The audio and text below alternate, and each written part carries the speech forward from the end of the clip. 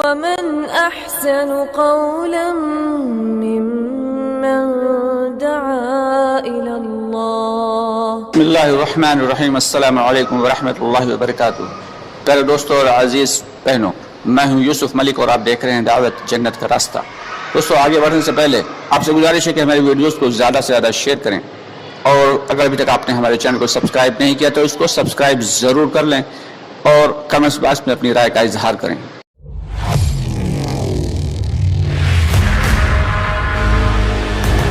لیکن اس عادت کو منافقانہ عادت کہتے ہیں کہ زبان سے کچھ اور ظاہر کرے، دل میں کوئی اور بات ہو، تو یہ خسرت نکل جائے گی اور جہنم میں نہیں ڈالا جائے گا. تو اپنے مقام پر رہ کر کے 40 دن تک 200 نمازیں تکبیر اولیٰ کے ساتھ پڑھنا یہ بڑا مشکل ہے میرے بھائی. آج کل کے جو حالات ہیں، جو مصروفیات ہیں، ان میں رہ کر کے اور 40 دن تک 5 نماز روز تکبیر اولیٰ کے ساتھ 200 نمازیں پڑھنا یہ مشکل ہے. بلکہ ایک چلے نکلنے میں بھی کبھی کبھی مشکل ہو جاتی ہے. ایک چلہ نکلنے میں بھی، کہیں ایک مسجد سے دوسری مسجد جانا ہے، دور ہے تھوڑا، اور پتہ چلا جام لگ گیا ہے، راستے میں سواری رک گئی، تکبیر اولیٰ چلی. لیکن 3 چلے میں تو اللہ تعالیٰ رحم فرما کر کے ایسا موقع دے دے. 3 چلہ اللہ کے راستے میں نکلنے سے ایسا موقع مل جاتا ہے کہ تکبیر اولیٰ چلی. یہ بہت بڑی دولت ہے، یہ کہ اب یہ جہنم میں نہیں ڈالا جائے گا، بہت بڑی دولت ہے اور آسان بھی. 120 دن آسان بھی. اللہ تعالیٰ ہم سب کو توفیق عطا فرمائے، 3 چلے کی بھی توفیق عطا فرمائے اور 40 دن تک تکبیر اولیٰ کے ساتھ نماز ادا کرنے کو اخلاص کے ساتھ. اس میں یہ بھی شرط کہ مقصد صرف اللہ کو راضی کرنا. تو نماز چاہے جیسی نہیں پڑھنا میرے بھائی، چاہے جیسا. تو کوئی کھانا نہیں کھاتا، اڑ جاتا ہے چھوڑ کر کے، بعد لوگ اٹھ جاتے نہیں کھانا. تو چاہے جیسا، سب سے اہم حکم ہے اللہ کا، ایمان کے بعد سب سے اہم حکم، اور سب سے پہلے اسی کا حساب لیا جائے گا. تو اس کو سیکھ کر کے پڑھنا ہے، چاہے جیسی نہیں پڑھنا. اگر سیکھ کر کے نہیں کوئی کام کر رہا ہے، ڈرائیونگ کر رہا ہے، چاہے جیسا ادھر ادھر دائیں بائیں کر رہا ہے، گاڑی بھی بند کر لی جائے گی، اسے بھی سزا مل جائے گی. تو نماز کے فرائض اور واجبات یہ سیکھنا بے حد ضروری ہے. اگر فرائض چھوٹ گئے، فرائض میں سے کوئی بھی ایک فرض چھوٹ گیا تو نماز پھر سے پڑھنی پڑے گی. واجب چھوٹ گیا تو سجدہ سہو کرنا پڑے گا. تو یہ 2 حکم جاننا بے حد ضروری، فرائض اور واجبات. اس کے بغیر ہماری نماز صحیح نہیں ہوگی. اسی طرح سے اس کے اور وضو ہے، اس میں بھی اگر فرض چھوٹ گیا نماز نہیں ہوگی.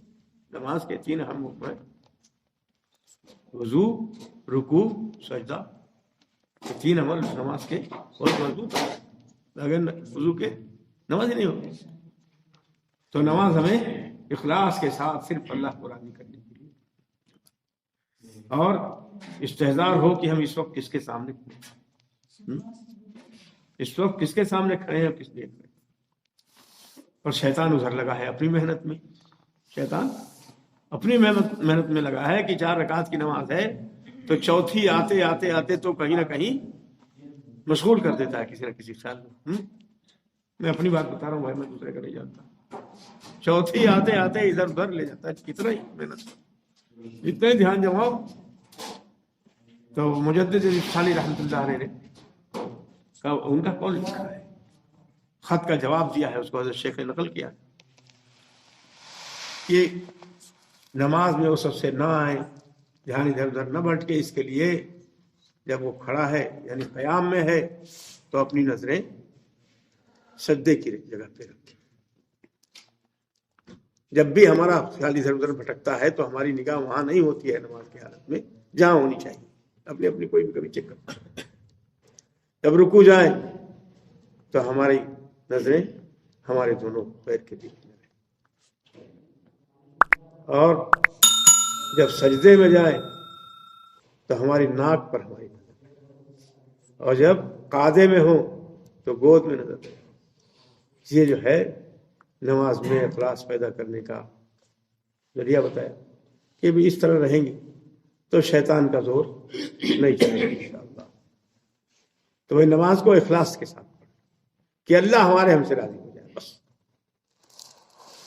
اور نماز جو پڑھتا ہے اس کی مثال ایسی ہے کہ جیسے شہنشاہ کا دروازہ کھٹکھٹاتا ہے، کوئی اپنی فریاد لے کے کوئی گیا ہوا ہے اور دروازہ کھٹکھٹاتا ہے کہ میری عرضی سن لی جائے، میری فریاد سن لی جائے.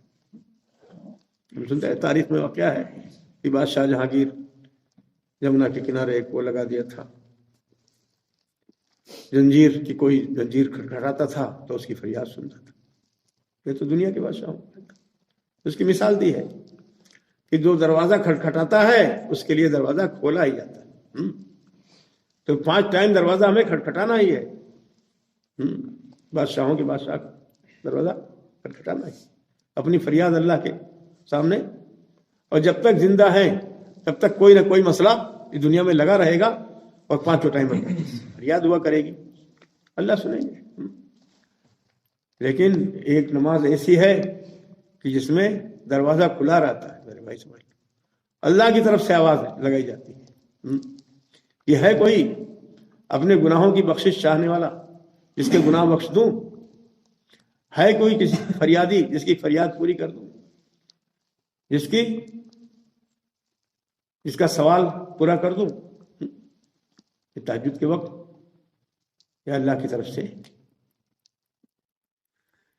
یہ آواز لگائی جاتی ہے. میرے بھائی اس وقت ہم سوتے رہتے ہیں. حضور صلی اللہ علیہ وسلم کی حدیث، جبرائیل السلام حضور صلی اللہ علیہ وسلم کے پاس آئے، کہا اے حضور صلی اللہ علیہ وسلم آپ چاہے جتنا زندہ رہ لیں، آخر ایک دن دنیا سے جانا، اور چاہے جس سے محبت کر لیں، یا تو وہ آپ کو چھوڑ دے گا یا تو آپ اس کو چھوڑ دیں گے، دن موت آنی.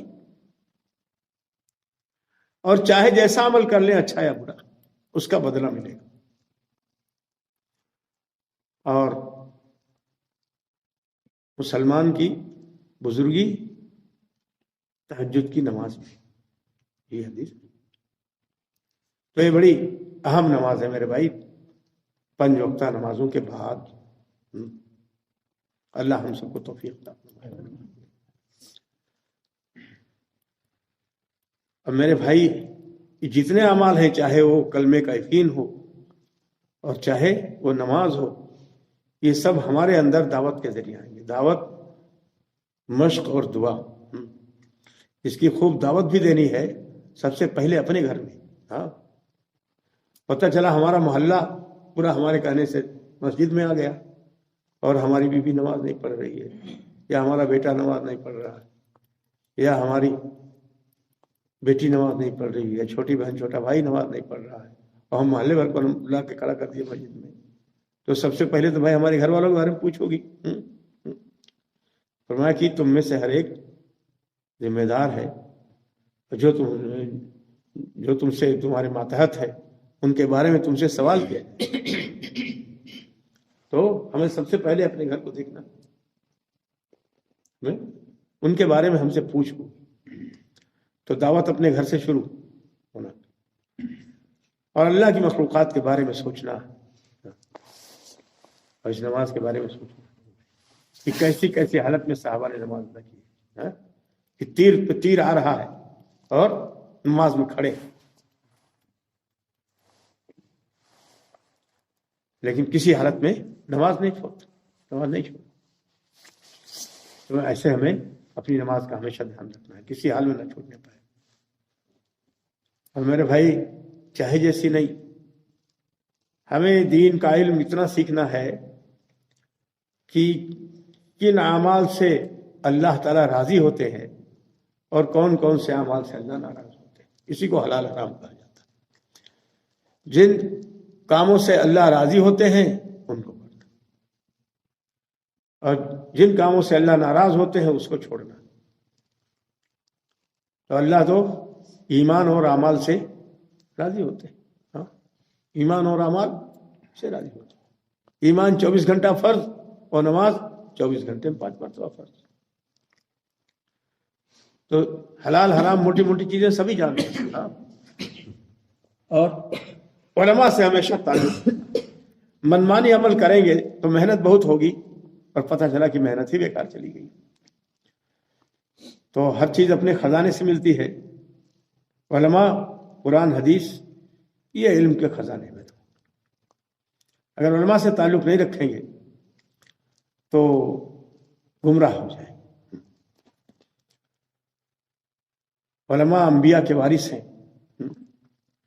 لوگ تو اپنی جائیدادیں چھوڑ جاتے ہیں اور وہ میراث ان کی چھوڑی ہوئی ان کے بیٹوں کو بیٹیوں کو ملتی ہے.